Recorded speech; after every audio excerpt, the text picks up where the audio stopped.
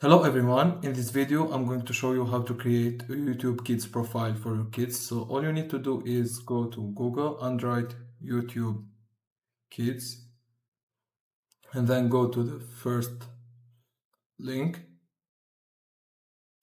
and then click on I'm a parent and then click on next. They will ask you for your age, just key in the year that you were born in,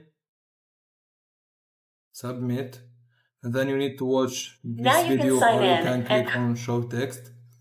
And then you can click on next. You can choose the account that you want to log in with, for example this one, and then you have to read these terms and conditions. Next,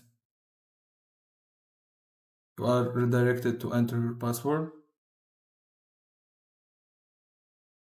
After you input your password, you need to create a profile for your kid. For example, let's say his name is Ahmed, his age is 10, and he was born on May. So next, you would choose your child's age group, for example this one, and then you click on turn search on and you are done. The profile will be created. Thank you so much for watching. I hope you liked the video. Don't forget to like and subscribe.